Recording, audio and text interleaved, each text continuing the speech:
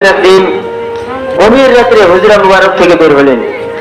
হুজরা মুবারক থেকে বের হয়ে দেখে যে একজন যুবক দাঁড়ায় আছে অন্ধকার রাত্রে, ভালোভাবে দাঁড়াইতেও পারে না, তারপরে কোনো কাপড় নাই, শুধু একটা মাত্র জামা ছেড়ে দিয়ে নিজের ইজ্জত আবৃত্তি করে দাঁড়ায় আছে।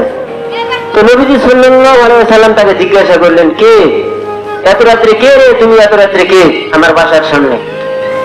তো ওই যুবক ডাকতে বলে, ইয়া রাসূলুল্লাহ, ইয়া হাবিবাল্লাহ, আমার নাম হলো আব্দুল্লাহ। নবীজি সাল্লাল্লাহু আলাইহি ওয়াসাল্লাম ডাক দিয়ে বললেন, কোন আব্দুল্লাহ রে, তুমি কোন আব্দুল্লাহ?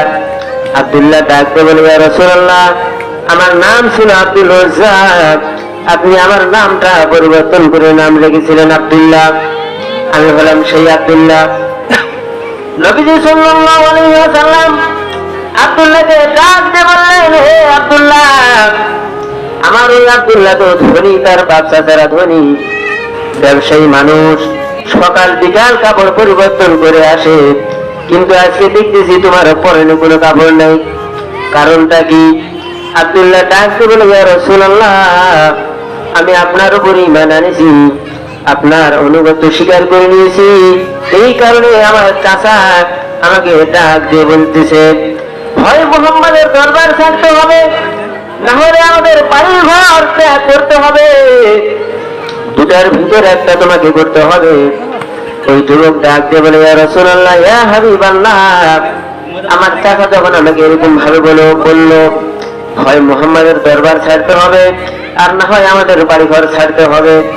ওই যুবক ডাক দিয়ে বলে, ইয়া রাসূলুল্লাহ, তখন আমি আমার চাচাকে পরিষ্কার কণ্ঠে জবাব দিলাম যে আমি আপনাদের বাড়ি ঘর ছাড়তে রাজি আছি, এরপরও মুহাম্মাদের ঘর বাড়ি ছাড়তে আমি রাজি নাই, মুহাম্মাদের দরবার ছাড়তে আমি রাজি নাই। আব্দুল্লাহ যখন এরকম ভাবে নবীজিকে বললেন, ইয়া রাসূলুল্লাহ, আমার চাচাকে যখন আমি এরকম ভাবে বললাম, আমার চাচা মনে মনে বলতেছে যে হয়তো যদি আমাকে ইজ্জতের ভয় দেখায় তাহলে আমি মনে হয় ঈমান ছেড়ে দিব, আমি আপনার দরবারে আসা যাওয়া বন্ধ করে দিব।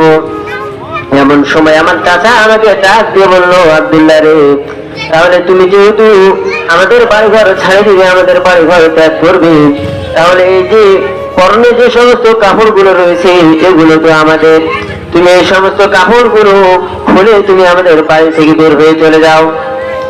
আব্দুল্লাহ ডাক দিয়ে বলে, আমি আজকে হয়তো ইজ্জত হারা হইতে পারি, কিন্তু ঈমান হারা কখনো হব না, ঈমান হারা আমি কখনো হব না।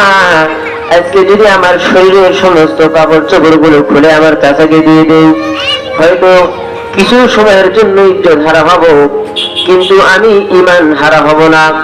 তার কারণ কাল কিয়ামতের ময়দানে মানুষগুলো যখন উলঙ্গ অবস্থায় দাঁড়াইবে তখন কি অবস্থাটা হবে।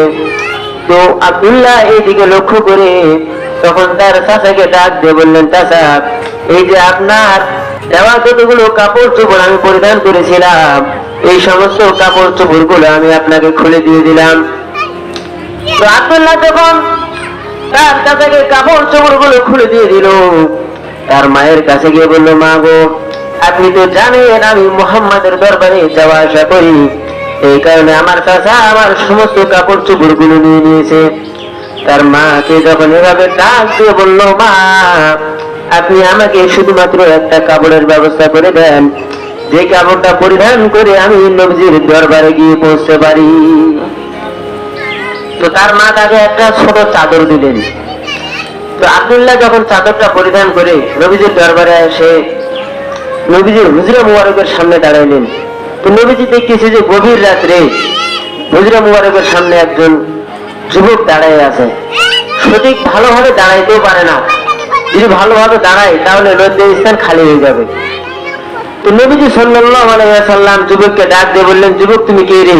যুবক যখন পরিচয় দিল, যে হুজুর এরকম এরকম অবস্থা, আমার বাবা আমাকে এরকম ভাবে বলেছে, আমার চাচা এরকম ভাবে বলেছে, তো আমি তাদেরকে পরিষ্কার বলে দিয়েছি যে আমি তোমাদের বাড়িঘর ছাড়তে রাজি আছি, কিন্তু মুহাম্মাদের দরবার ছাড়তে রাজি নাই।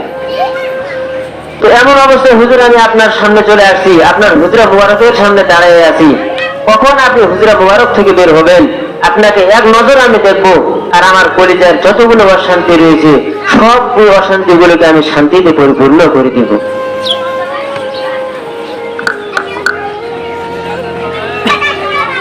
তো আব্দুল্লাহ ডাক দিয়ে বলতেছে, ইয়া রাসূলুল্লাহ, আমার এরকম এরকম অবস্থা।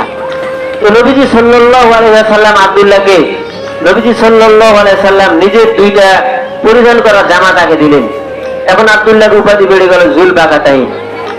তো আল্লাহর নবী সাল্লাল্লাহু আলাইহি ওয়াসাল্লাম আব্দুল্লাহকে বললেন, আব্দুল্লাহ, তোমার আর কিছু চাওয়া পাওয়া আছে? আব্দুল্লাহ বলল, ইয়া রাসূলুল্লাহ, আমি শুনেছি যদি শহীদ হয় মানুষ, তাহলে শহীদের মৃত্যুর কোনো কষ্ট হয় না। আমি চাই আল্লাহ রাব্বুল আলামিন যেন আমাকে শহীদ হিসেবে কবুল করেন। তো নবীজি সাল্লাল্লাহু আলাইহি ওয়াসাল্লাম যখন শুনলেন আব্দুল্লাহর মনের এরকম আকাঙ্ক্ষা, আব্দুল্লাহ শহীদ হইতে চায়, নবীজি সাল্লাল্লাহু আলাইহি ওয়াসাল্লাম তার জন্য দোয়া করে দিলেন। তাকে সে যেন শহীদ হতে পারে, এরকম ভাবে নবীজি সাল্লাল্লাহু আলাইহি ওয়াসাল্লাম যখন দোয়া করে দিলেন, কিছুদিন পর তায়েফের যুদ্ধ শুরু হয়ে গেল। কিন্তু যখন তারা তায়েফের যুদ্ধে গেলেন, তায়েফের যুদ্ধে যখন তায়েফের যুদ্ধ থেকে তারা ফিরে আসেন, আব্দুল্লাহ শাহাদাত বরণ করে নাই। রাস্তায় আসতে আসতে হঠাৎ তার মৃত্যু হয়ে গেল।